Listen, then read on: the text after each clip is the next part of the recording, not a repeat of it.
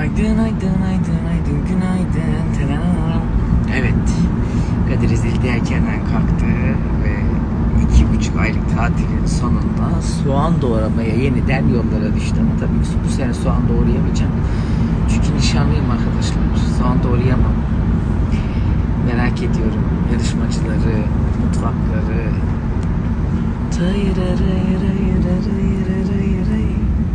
2,5 ayın üstüne mutfağa gireceğim. Çok heyecanlıyım, stresliyim. Neler olacak merak ediyorum. Herhalde Instagram açılmazsa televizyondan takibe devam. Şimdi tempom 2 katına çıktı. Hem ev işi hem iş. Hakkımızda hayırlısı ama tabii ki Kadir Ezeli enerjisiyle hepsinin hakkından gelir. Hadi bol bol dua edin. İlk gün şöyle güzel su gibi aksın geçsin inşallah. Aydın aydın aydın.